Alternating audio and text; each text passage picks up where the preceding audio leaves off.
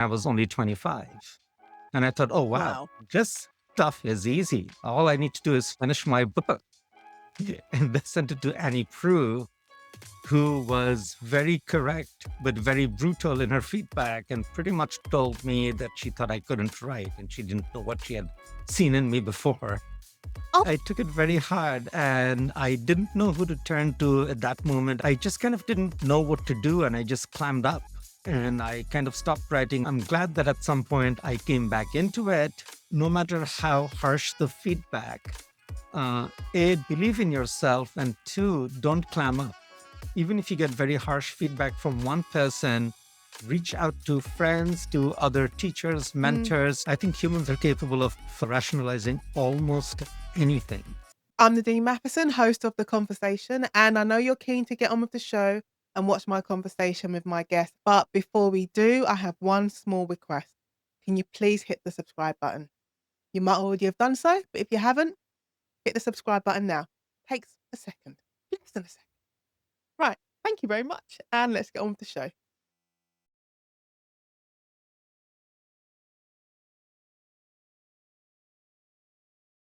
Okay, and it's Ahmed. Welcome to The Conversation. Thank you. Very happy to Right, be here. I'm glad you're here, even though unofficially, before we started recording, I say this all the time, we were chatting away before we officially started the interview. We always have lots to say. That's right. So Anis, my first question for you is, how would you describe your publishing journey? My publishing journey, it has been long, slow slog.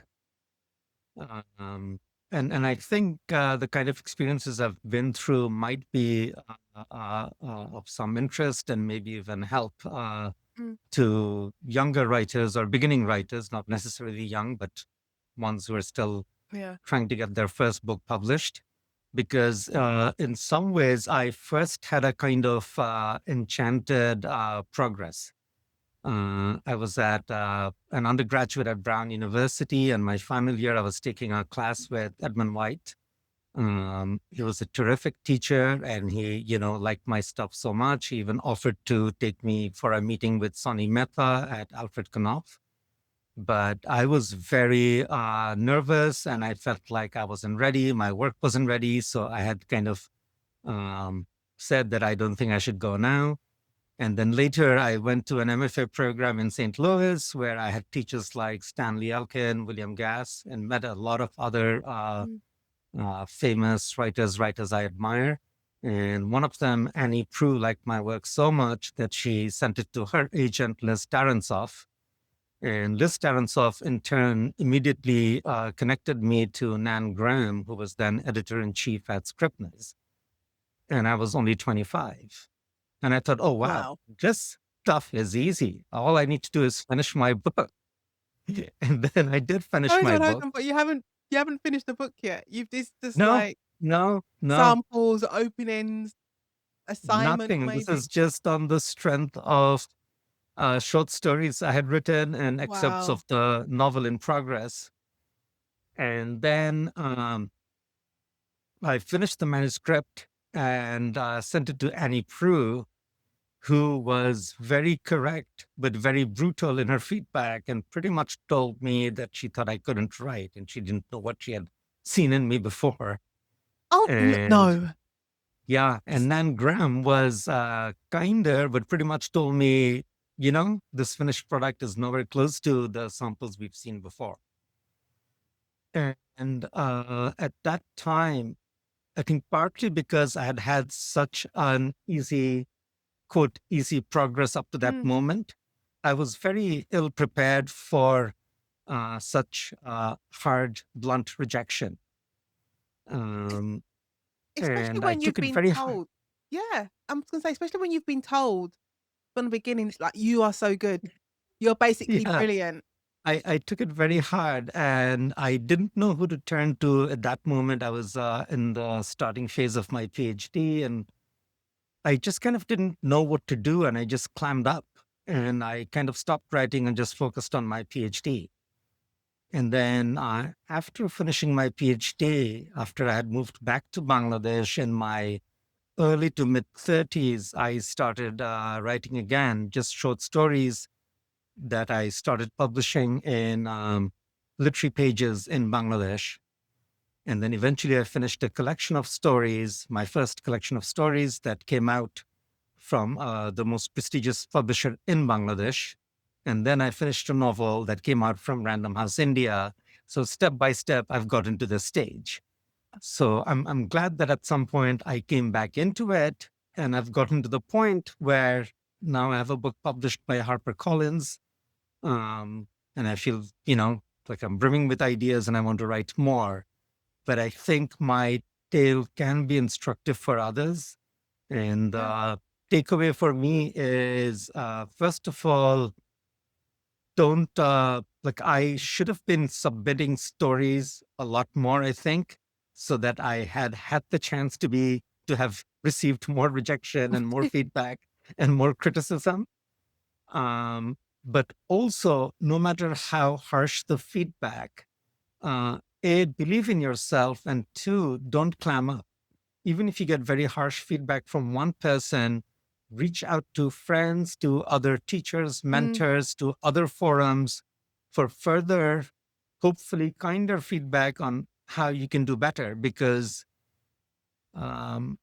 if you were good enough, as in my case, for several serious writers to have taken you that seriously, then no matter how poor your first attempt at a novel was, there was probably still something in you that was maybe worth cultivating. So have that faith. In my case, that was shattered at that moment. Um, I don't often get speechless. I always have something to say. But right now, I feel a little bit speechless and my head hurts because I just can't imagine. I think the thing is that you were told, as I said, you were told that you were brilliant, effectively. Yeah, yeah, And yeah. And then then a you 180-degree turn that was yeah, hard to and you take. think it's gonna be smooth sailing, which is why Yeah, always at the end of these interviews, ask the question, "What would you tell your 25-year-old self?" 'Cause I always think that 20 I never I think you think would I've already listen. answered that. Yeah, exactly. I mean, one, I think you've already answered it, but two, the reason why I ask it is because I think definitely at 16, you're not listening. 18, you think you know everything. You're going off to university or going off to work. You think you know it all. Whereas 25, Yeah, you've had a little bit of life experience. Things might have kicked you correct. around a bit. So you're more Yeah, likely to listen at 25. correct. Correct. But then to be the age at 25 and to be told you are the next best thing, and you think, Yeah, "Well, let me just write the book," and then they tell you, "Actually, no, you're not. We think this is terrible. Off you go." yeah, I don't know how oh god, I don't know how you get through that. What that does to you emotionally and then yeah, mentally, and then how yeah. you get through that. It was tough. Up. Yeah. Yeah. But Did your yeah, family and friends know? yes, but I don't think I told anyone exactly how brutal the feedback was because I Mm. felt so embarrassed by it, to be honest. Um, and I just pretended that, yeah, they didn't like the novel and I don't want to do that right now. I'm focusing on the PhD. I just kept it to myself. And that was a What mistake. The first person I told that to really, I opened up to, was my first wife, my former wife. Yeah, At that soon after that experience, this happened in the late 90s. In 2000, we started dating, and at some point, I think I felt comfortable enough with her to open up and tell her what had happened, and she was very encouraging and instrumental in helping me getting back to it by saying, "Hey, that's just one person's opinion. If you feel exactly. like writing, just write." But And I that's how I think got back into writing with small pieces. from doing these conversations and just talking to people in general, in whatever area That's the most you're important. Yeah. yeah, but I it's so it's not unusual for people to be dissuaded from whatever their true path is because of what? Because of someone else's Well, yeah. opinion. And And also, I'm an introvert, and I think a lot of writers are mm, probably. And so it's kind of paradoxical, if you're a writer, you're an introvert, but it actually does help a lot to talk to people. And we're Yeah. not very good at that. But then I was Or before don't we find it before easy. yeah, well, it's not but the thing is, even if you're an extrovert, I don't think it It's necessarily hard. is This is easy to hard. Yeah. This to is talk this to kind of someone and thing get to open up. advice. Yeah. Yeah, because what you're doing, you need to allow yourself to be vulnerable, whether or not you're Yeah. so I don't think Yeah. being an introvert or extrovert makes a blind bit of difference. If you're not comfortable doing that and revealing those parts Right. of yourself, you're just gonna just keep it in. Right. But, But mm, Annie Prue did give me one piece of advice that was so basic, and yet has been so pivotal and helpful, even in that brutal review. yeah, Um, she alerted me to the fact that I was using too many dull verbs or passive voice. And that mm, seemed so basic. And given that I was writing pretty well and had been through a writing program, you think I would have known that. yeah, Um, but somehow I think a first novel is for most people or many people often hard to write. And I was so anxious to get to the finish. I was definitely making mistakes. But later, when I came back to writing, that was something I was always conscious of. And I found it helpful. I think it does help me even move the story, move the plot, make scenes lively, make mm. characters come alive. But you know what, right? Now I feel a little bit impassioned and a bit bitter on your behalf because now I'm sitting here thinking I'm sitting here thinking that those all those people, all those writers or publishers, whatever, who saw something in you and Yeah, saw a talent in you, an ability to write and convey a story strong enough to make them say, "Yes, this is the next one, the next whatever." Irrespective of what they saw in that book, they should have gone back to their original opinion of, "There is something here, there's a talent here that we can help nurture and build yeah, and turn into the next, literally, perhaps. star." I mean, so I yeah, I take issue with them. And I wasn't good clearly at equipping myself with support system, especially Mm, of um, mentors and people who can help you move forward. And I've known other writer friends who did that actively and were good at it. So, do people starting out, or even people, you know, uh, out there working, I do that a lot now. yeah, I seek I help, I seek feedback. And even if the feedback sometimes is critical or even negative, I don't take it personally. It's okay, it's a feedback to the words on the page. it's not And you. this particular set of words didn't affect this particular reader in the way I had intended. Mm, And there may be changes that will be effective, but maybe not all of those changes I want to make because this reader, whatever expectations they came with, is not necessarily my ideal reader. So, yeah, and all but it took me a long time to get that level of composure. I envy writers who get to that much sooner on their own. If that were I the think case with some me, I would have had yeah. a maybe slightly different journey. I think though sometimes, I think because of social media, especially because of social media, I think that sometimes it can look like that some writers arrive at that realization sooner, but Yeah, behind closed doors, they have gone through a lot because the amount of authors I've yeah, spoken to on this true. podcast, even Yeah, this morning, when I was interviewing this morning, and I was talking to Ivy Neo, and I think she said she had over like 80 rejections for her first book, and wow. I know it's a lot, but I've spoken to authors on this podcast, if you go back, who have had, coming up to 100, and they've got spreadsheets listing all Wow. of those rejections. Yeah, But yeah, I think listening to all the stories of rejection, um, with writers, I think it's an important milestone that you need to go through.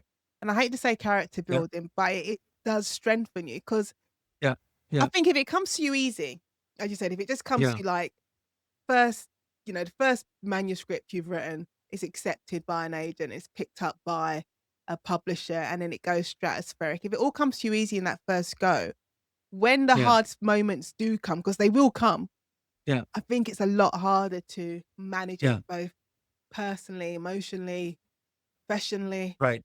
everything. Right. Yeah. Mm. But The I other mm, advice I would have mm, for beginning writers, whether they're in their 20s or starting at a much later decade, as long as they're starting out, is definitely try to get an agent. yeah. What was it like for you though when that moment came? Did you feel that when you were then submitting to agent, were you not so, like, hung up on the outcome because you'd gone through everything you'd gone through? Uh, well, my first two books I was able to submit directly to the publishers, and I was very lucky that they Mm, took it. When the stories were ready, the publisher in Dhaka took it. And then when the novel was ready, I got a chance to pitch an editor at Random House India, and she was a terrific editor, Faiza Khan. And she went for it. She liked the sound of it, and she saw it and she liked it. So I was very lucky that way. And then I had an agent for some time, but she didn't get to do much with me because my book was taking too long to finish. And for a variety of reasons, I decided to change agents. And the agent I have now has been superb for me. And he happens to be a friend as well, Charlie Campbell. right. And he was terrific. When I finished the work, he gave me really helpful feedback, especially on how to edit it. And when he submitted it, we got good response from people, reasonably good response. Mhm. There were like maybe two final publishers, fairly, I mean, one major like Harper's, another Yeah. also quite big, um, bidding on it, and it got received.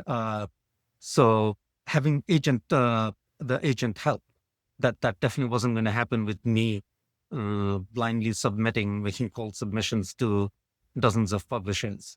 But you know what's interesting, right? I said today I've recorded 2 interviews today, and with you and my previous guest, both of you went through this thing of us, and you can correct me if I've misinterpreted it, but both of you went through this process of not necessarily having success in the place where you were living at the time or studying at the time, but it's only when Hmm. you went outside.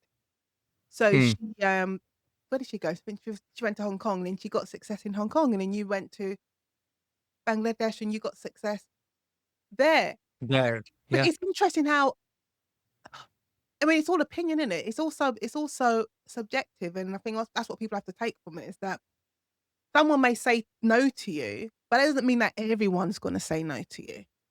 yeah. I think another thing that happened here is when I was younger, um, I was very naive, the way many 20 somethings are.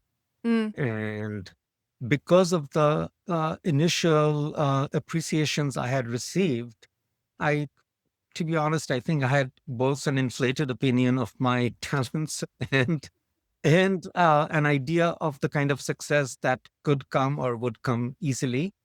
And I was also, I think, a little hung up on that. Like I felt like I have to write a book that's going to get published as a book and hopefully become, either well reviewed or mm, sell really well or something, get really noticed. Um, and in some ways, even though I was also very conscious of the craft, and which is why I had even demurred meeting with someone like Sonny Mehta, which I now regret, if nothing else, to have met a personality like him. Um, it's just taken me time to get truly focused on the work itself. Like yeah. the more I wrote and the more success I got, the less actually that outward quote success or recognition has mattered.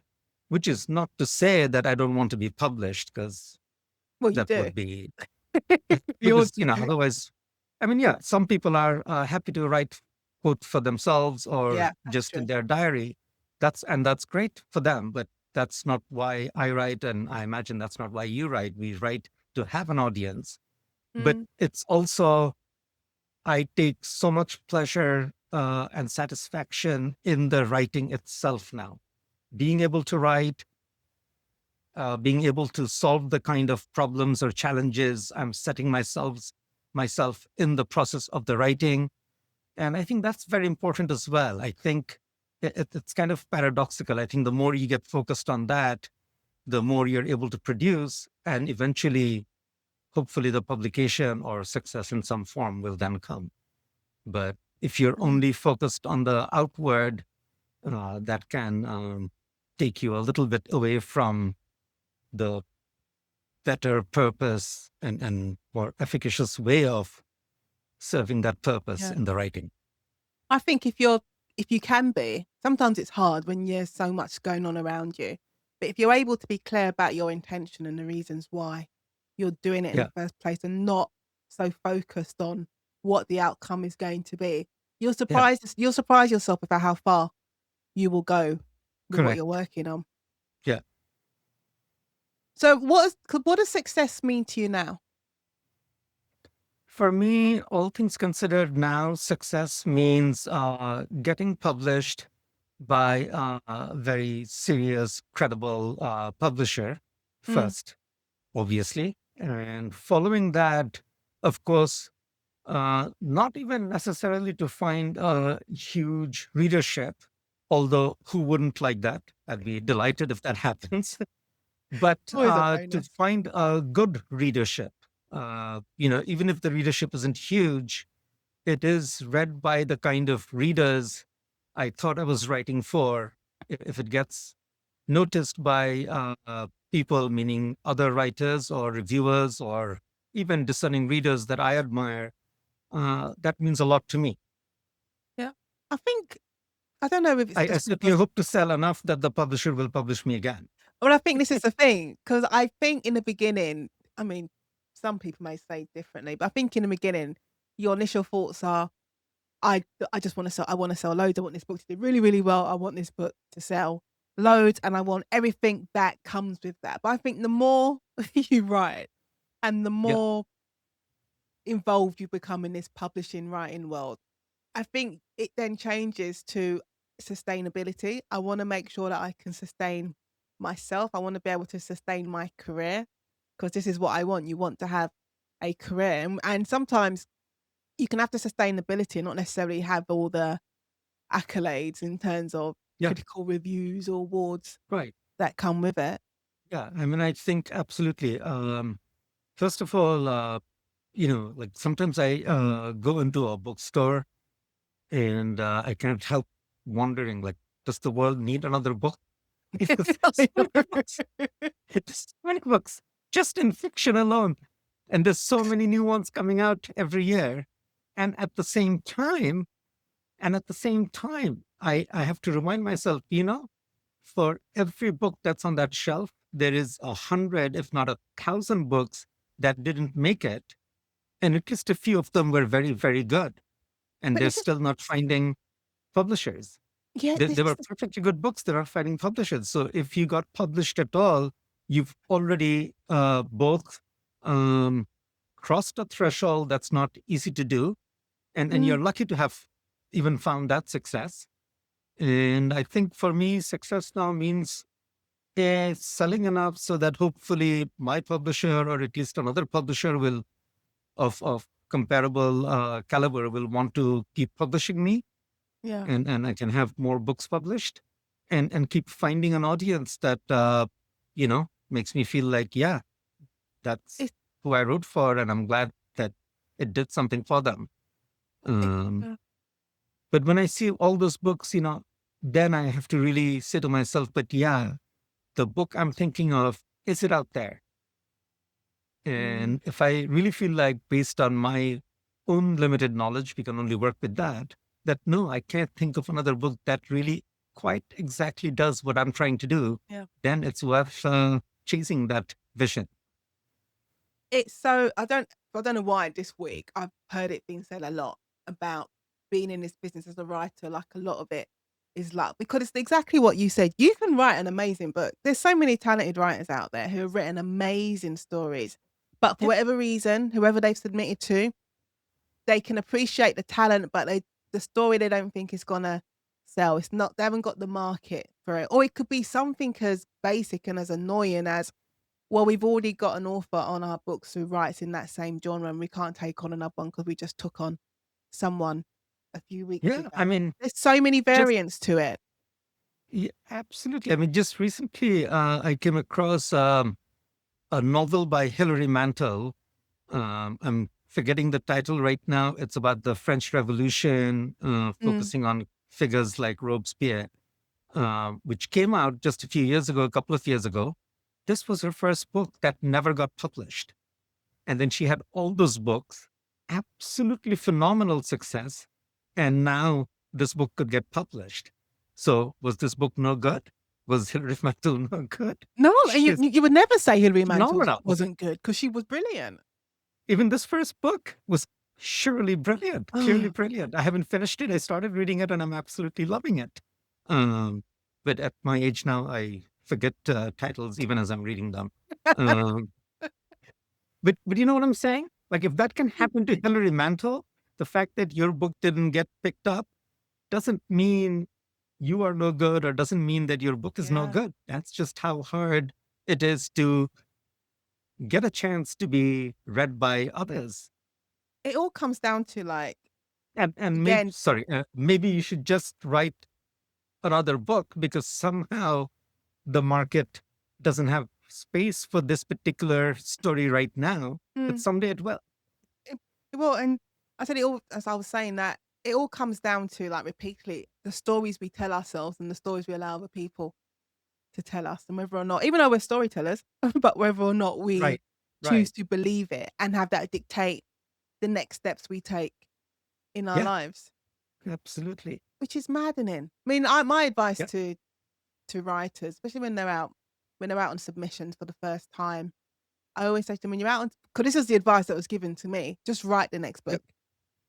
Just write If the you next have book. yeah, just write the next book because you might be lucky and you go out on submission and that first publisher reads it, they put in a preemptive offer and you're off at the races. Or it could be Yeah. you're on, as I've heard from authors that I know, they've been on submission for 2 years with the same Yeah. book. And there's been Yeah. writers who I've mentored where they've been rejected, but they keep working again, Correct. "If I change this, it will work. If I change that" I'm like, "Just write the next book because it might be the Yeah. second, third, or fourth book Yeah. that gets you the agent, and Yeah. then that's the one that gets you the And deal." and that actually also is a very common experience for many, many Yeah. writers. I mean, like a really accomplished, renowned writers who have written often two, three, four books before they got published. Mm. V.S. Naipaul, for example, his first published book wasn't his first book. His first book that he had finished came out as his second book. And there are many other examples that I can't think of Unusual. right now, but I know I've Yeah. come across that kind of story many times. So, Yeah. Well, to be honest, I don't think the first book I ever wrote will ever be published. I don't think it's that sorry. I mean, what I said, if I'm honest, the first book that I wrote won't be published Yeah. because it was not good. I can Yeah. I recognize mean, that now. I thought it was good, but I was like, maybe 20 years looking back, I'm like, "No, hmm, it hmm. was not great." It had good Hopefully, characters. there's a good couple of good stories in there that you can Well, maybe. extract. But this is the thing, I though. did I that. think My first novel that got rejected, I yeah, extracted one good story out of it. but this is the thing, nothing is ever wasted. You can Nothing was always ever wasted. yeah, I've done that with assignments I wrote when I was doing my MA. I've taken characters from there, I've taken scenes from the assignments that I wrote, and I've put them in my books. I'm like, "Oh, he was a good character. I liked him. I'm gonna use him, so nothing's Yeah. wasted." I know that you had trained and I believe practiced as a lawyer Mhm. before turning to writing full time. Yeah. But was writing something you had always wanted to do, like from your days in school or college, or was Yeah. that something that, yeah, okay, I've always no, I've said it before, like, I've always liked I mean, I love reading, that just goes without saying, but I just like the act of actually I'm like I'm holding a pen. I like the act of actually writing, um, for itself. So I did enjoy writing, and I did enjoy telling stories. I didn't know I was a storyteller though, which is always a question I like to ask now. It's like, when did you know that you was a storyteller? Because I didn't know yeah, until maybe when I got into secondary school and my English Mm, teacher said mm, so in her, when they when they mark your work. But I didn't know I was a storyteller. So when did you know that you mm. was a storyteller? Since I was a kid in Mm, school, where I grew up in Bangladesh, sometimes teachers would have us do storytelling in class. yeah, And even in primary school, uh, like if in a free period, the teacher said, "Okay, who wants to tell a story?" I would have friends nominating me because I was good at just making up an extempore story. So yeah. since I was a kid, I think I could tell a story, at least a yarn. And by the time I was a teenager, I knew that I really wanted to write, that I wanted to tell stories. I liked the idea of being a writer and engaging with the world in that manner. Did your So family yeah, I encourage you? started. Sorry, I cut Sorry. you. I said, did your family encourage you? Yes and no. Mm. My family encouraged reading. My father, who's passed away at that time, wanted me first to be an engineer and otherwise to somehow be solidly educated in, quote, a serious subject like economics, as Mhm. opposed to art or philosophy, or even literature. So I ended up doing a double major in economics and comparative literature, one for him, one for me. And then, Very rarely do I hear anyone who's been in that situation where the parents have an idea of what they want you to do education-wise. Has anyone say, "You know what? I did both. One for me, one for—" I like that. but then when I got into the MFA in St. Louis and I got full scholarship there, they Mm, were very proud. And from there on, they were very encouraging. Yeah. that's good. Not just them, but my whole family, Yeah. my two brothers. Yeah, they've always been encouraging. What is your PhD in?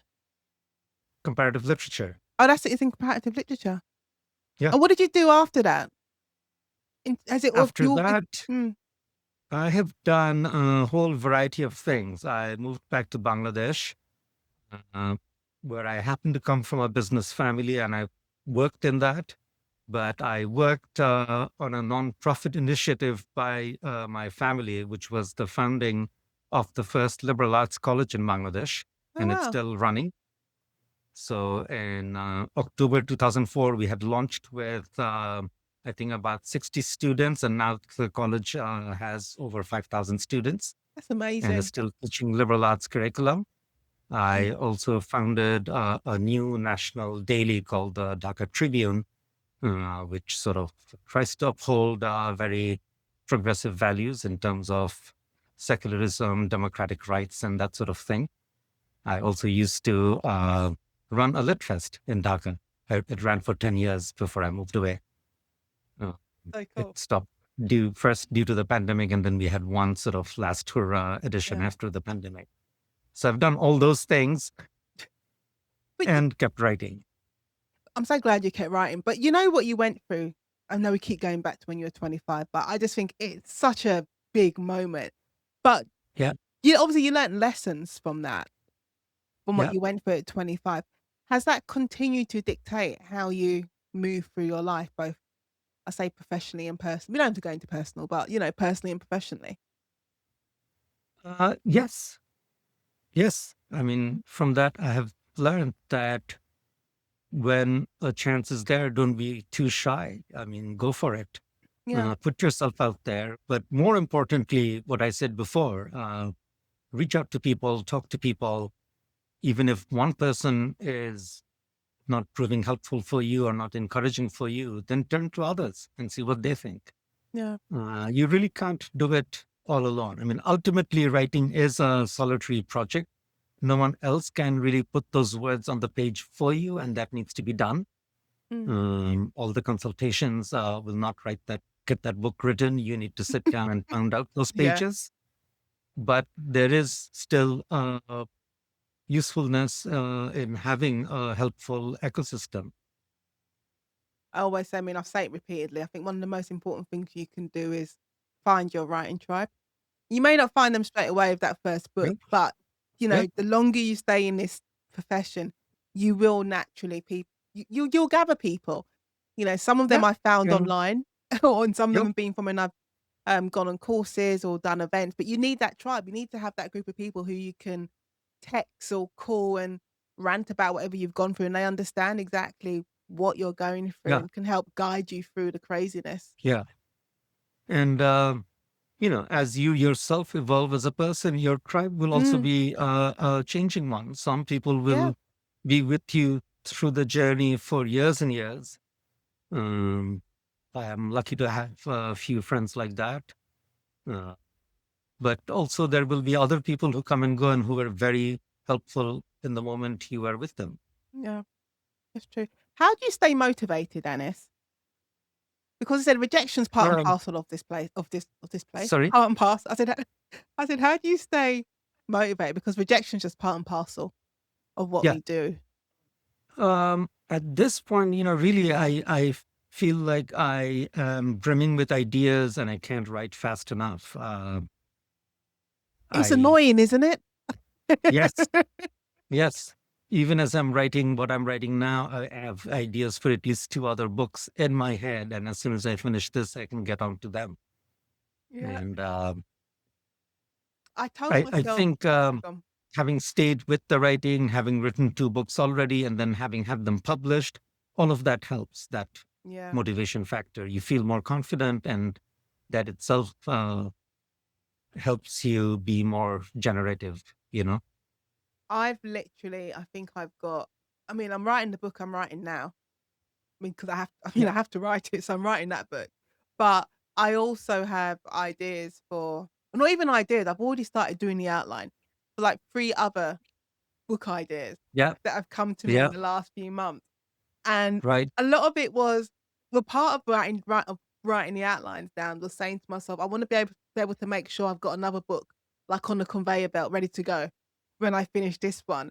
But the other thing is, Right. like, how can I stay motivated to finish book 5 when I wanna write book 6, 7, 8, and 9? But I find it's good to be excited. I think for me, in my experience so far, the writing of a book has sort of three broad phases. Mm, The first phase is what I think of as the conceptualizing phase, where it's not so much the idea, but the logistics of the idea. Like, what point of view is it going to be? yeah, Who really is the main character? Um, what kind of tone I want, how do I want to cast this story? Is it going to be only first person? Is it going to be limited third? Is it going to be, you know, yeah, is it going to be long chapters? Is it going to be broken up? Is it going to be scene and dialogue heavy? All those things, initially I feel like I'm writing out and it's testing. And I find that to be the most difficult and frustrating phase. And once that all kind of falls into place and you have at least three, preferably four or five chapters in your direction in terms of point of view, in terms of style of prose and narration is in place, then comes the generative phase where you're really unspooling the story. And you'll still have stumbling blocks, but that is a more fun part. And that's when I write a lot faster. yeah. And the third and final phase, which I think of as, the editing, polishing, that is the, I think, easiest and funnest part. Because the thing is already there and now you're just tinkering with it and you can even have fun with it. Like, okay, this scene is going to move Yeah. forward and I need to do a little more with these two characters around here. And that's easy to do. It's all in place. You move it around, um, I think this is why I like editing. A lot of people don't like yeah, editing, but I like editing, and I love this is editing. yeah, this is what motivates me through writing this book, because I know that as soon as I finish it, it's the only thing, honestly, if it wasn't for the fact that I know when I finish this first draft, I can then, and I will print it out because that's just how my brain works. I can print it Same out here. and I can grab my highlighter and my Post-it notes, and I can move things around Yeah, like a jigsaw puzzle and make it fit the way I want it to fit. I like that time. I don't know if I spend as much time in your first part. Like, I don't think I spend that much time thinking about point of view and who my main character is. I really. think, yeah, because I think Hey, by the time I sit down to start outlining it. You I have a know, sense of that. yeah, I know those things. Even though I have some, I mean, this book I'm writing now, I did talk myself. Always said it was gonna be in the first person, but also I know I don't like writing in the first person. I find it Mhm. difficult. But I said I'm Yeah. gonna write in the first person. Then I wrote like 500 words. I'm like, "No, I'm not doing this anymore." And I switched to the third person. And then I found it really hard to get the chapter finished, and I realized, no, it's the wrong, it has to Needs be to in the be, first. yeah, Yeah, it's in the wrong voice. yeah, So I went back and yeah, I mean, there are words on the page. yeah, yeah. There's that's what I mean. I feel like there is a trial and error in the Yeah. beginning of any project. I think, you have to allow yourself to, especially new writers, let yourself know that it's okay to have fun in those moments, and it doesn't have to be perfect, Right. it doesn't have to be right. I think there can be so much pressure on you. People put pressure on themselves for it to be perfect and right, and that's what Yeah. stalls And them. right, exactly. Anis, I'm gonna ask you about your book, okay? Sure. Carnivore. And I hardly ever ask the question. I think I can probably pick about 3 or 4 times where I've asked what inspired you, Uh, okay? But your book your book Carnivore, okay? What was the inspiration behind your book Carnivore? And also, I have to say, I think it's on the book cover. You've got normally if you're right, I'm trying if people who are listening, not watching us on YouTube, when mhm, you go to the butchers or if you look for any butcher's books, and they'll always show always a cow. They'll show the cow, and they'll show the different parts of the cow, and what bit will be the mhm. rump, what bit will be whatever. Blank. You've got that of a human body. Yeah, what would be the flank? Mm. You've got that of a human body on the cover of your book. That that came from the publishers, and I loved it. I was like, okay, it's like on the nose, go for it. But I love that. my original motivations for this book were actually very distant from what you see on the cover. They Mm, were much more obscure. Before that, I had published three books, which were all set in Bangladesh.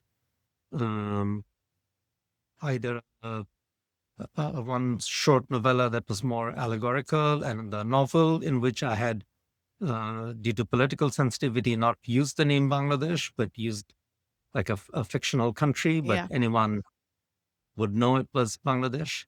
And the collection of stories that were very explicitly about Dhaka, its evolution as a city.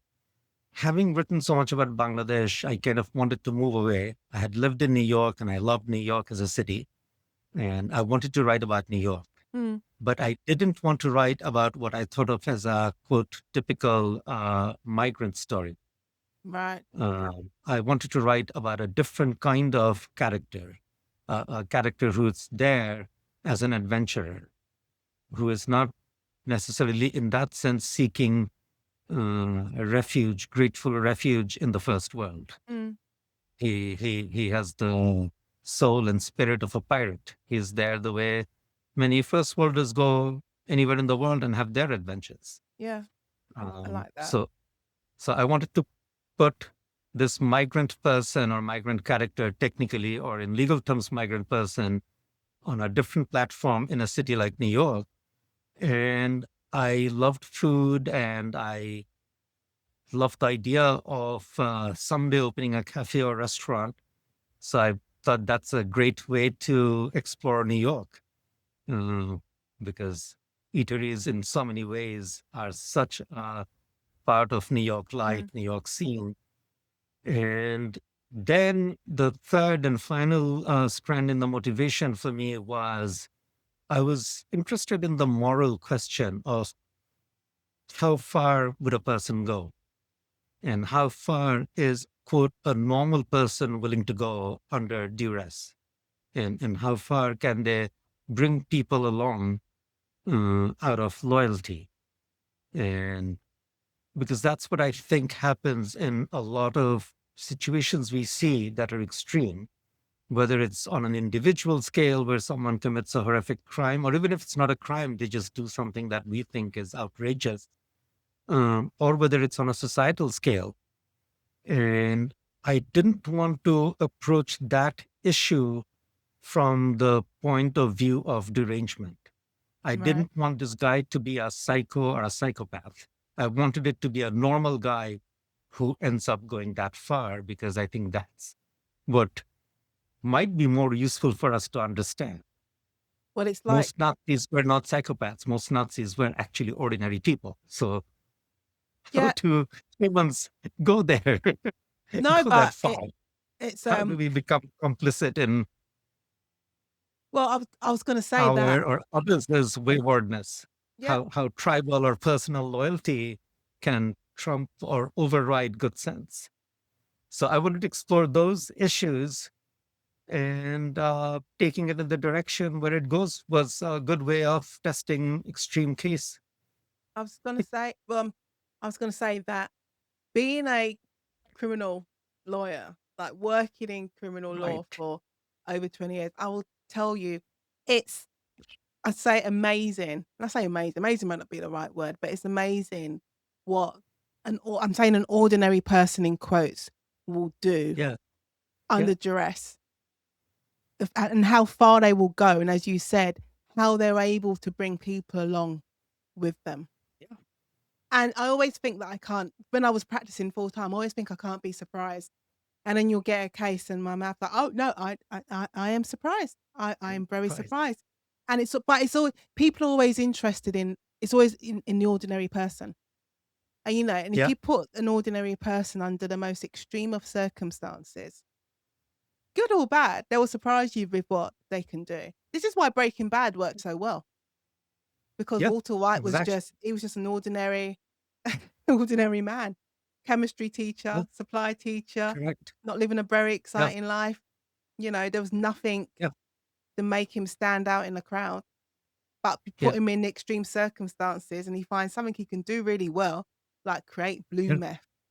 And then look, Correct. Correct. And to take things that far, of course, I had to make the character uh, very ambitious. mm, In some ways, clues as to why they might be internally um, somewhat damaged, yeah. uh, um, and also resourceful. Which is why they say never say never. Never say I would never do this and I would never do that. Because put yourself in I the think put in the right circumstances, you will. I think humans are capable of rationalizing almost anything. Definitely. Definitely. All right. So, Anis, even though we've been talking around Carnival, would you like to tell the listeners of the conversation about your book, Carnival? And then I have two questions to ask you about that. Uh, Tell them about what the book Carnivore is about. Yeah. I'm basically asking you to do the elevator pitch. Okay. So it's about this guy, Cash, who migrates to New York from Bangladesh, but he is also quite decultured. He's not so connected to his Bangladeshi roots or community, even from his own family. He's detached.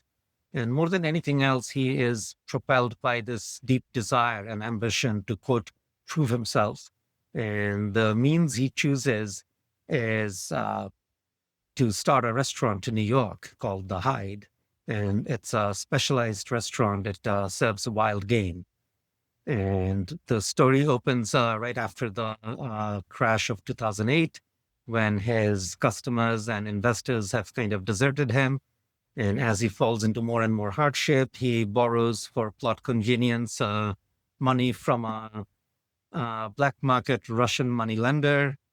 And as pressure mounts, first to pay back and next to literally survive, he resorts to increasingly inventive and illegal catering for the super rich in New York. Someone wants, peacock dinner, he's ready to do it. And then he comes across something called the Miners Club, which is a secret billionaires club who host a dinner party every month. And their benchmark is for the dinner to be unprecedented. It has to be uh, something no one has experienced before. And he teams up with a Kazakh billionaire of rare earth mineral riches. And together they come up with a meal that's going to take place in international waters. So they believe um, they are out of any jurisdiction. That's the story. If I say more, it'll be spoilers, I Yeah, think. no, don't say anymore. Just think it's enough that because Nina Joshua said it's the bear meets Tarantino's True Romance, and I love that. I'm like Right. that. I'm like that is it's just great. It's just great. So you can Yeah. okay. Yeah. Anis, I have two questions for you. Sure. So, did you face any challenges when writing Carnival? Uh, as in with the writing, with the Yeah, it concept could be of with it. the writing, could be well with anything, publishing it, anything. Honestly, no. I mean, I faced the usual challenges of writing, getting stuck in places, feeling Mm, like a character wasn't working, or a particular plot turn or action felt too contrived and I had to come up with a better idea or veer off in another direction. The usual problems one solves when writing a novel. But I actually had great fun writing this, and especially with the research. yeah. Okay, so if you could spend an afternoon with any of your characters, whom would you choose and why? Oh, that's a tough one. I think several of my characters are very intriguing people. But of all of them, I think maybe I would choose the billionaire Karakazov, not Mm, just because he'll probably treat me to the most lavish meal, but because I think he is, given his role in the book, although he's a secondary character, there's something very intriguing about him. And I yeah. think I would have the most interesting conversation with him. Okay. So, and it's because we're now coming up to your final set of questions, Yeah. but we already know what you would tell your 25-year-old self. So I'm Right. going to I'm going to ask you a different question, but about the book. So I've stolen this from my coffee break episode. So, oh, now I've even lost. Okay, what's the most random fact you now know because of your book Carnival? Ah, so, and I'm afraid to say this in front of a lawyer. You can correct me if I'm wrong, but my research tells me that, strictly speaking, there is no explicit law against cannibalism because it's so outlandish in America that Mm, one hasn't passed a law against cannibalism per se. What you have laws against are the mishandling of a corpse. yeah, I was gonna. A corpse has to be handled properly.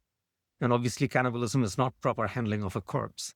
So that I thought was fascinating.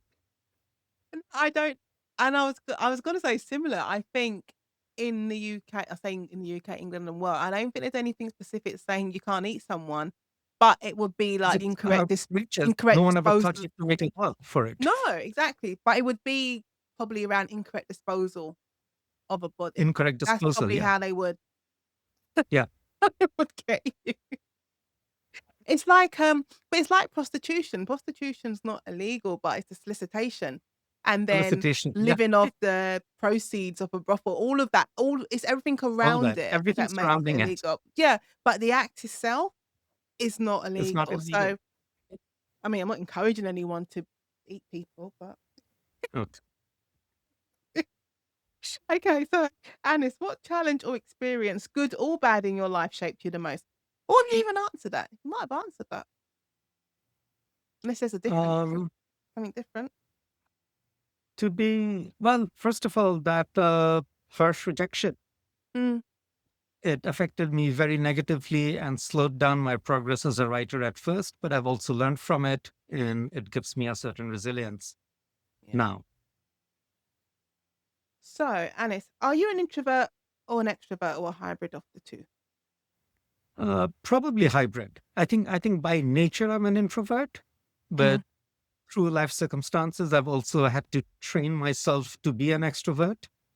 Um, and I thoroughly enjoy socializing in small groups with good friends, with people, even new encounters where the conversation is going to be really engaging and lively. So, not antisocial, but introvert. Not antisocial. What is your non-writing tip for writers? Non-writing tip for writers: Yeah. um, be organized. That Do you simple. do you the whole whiteboard, Post-it notes on it sort of thing? Not a board, but I do a lot of organizing. I have a lot of folders where I do different kinds of organizing work that supports the writing. Okay. And your extra Whether it's question, yeah, okay. sorry, And your yeah. no, say your extra question is, what piece of advice do you wish you'd been told earlier in your career? What piece of advice? Get an agent.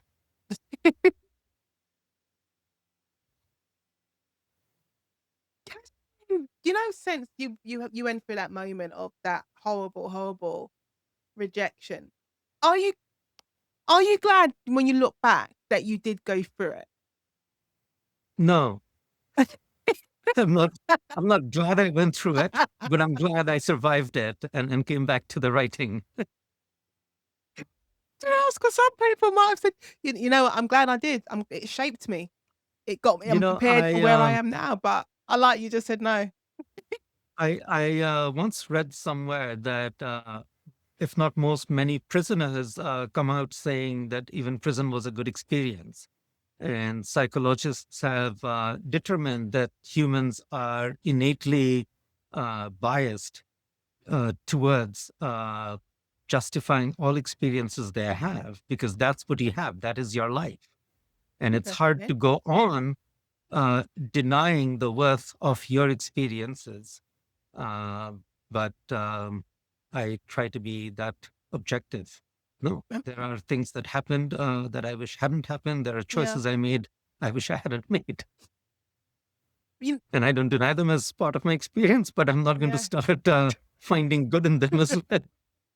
But, you know, the prison one is an interesting one because I've had so many clients who they couldn't deal with outside life after Yeah, spending time in prison. especially ones with long sentences, I believe. Yeah. But even like when I think of long, I'm thinking like 10, 15 years. But even there were some who Right. had a very short period, and I'm saying maybe like 6 months, 12, 18 months. But because it was the first time they've had like order and stability in their life, and there were Yeah. clear rules that they had to Structure. follow. Yeah, their Mhm. structure. Mm, Because they had that, when they came yeah. outside, they didn't have it anymore. So Yeah. they were doing, you know, I had one client literally, I'm like, again, over nonsense, but he knew this is what he could do that would get him a sentence and he'll go back inside because he had that structure back in his life. And it's just, it's interesting how different Yeah. people respond to it. Yeah. So finally, Alice, where can listeners of the conversation find you online? If you are online. I am not online much, No? unfortunately. So this is very important for me. I'm glad that Oh, this will hopefully reach a lot of readers who might be interested in a book like mine. I hope I do have so. stuff on YouTube from other events I've done before, especially Lit Fest events. Yeah. But you're So not on social YouTube. media personally? I am only on Facebook, but it's very private. Not a lot of friends, maybe three, 400. Not a public page. Yeah. And I'm only a lurker on Instagram because my wife insists I see what she puts out there. Uh, but I don't post there or anywhere else. No. How do you feel about social I know we are gonna end, but how do you feel about social media?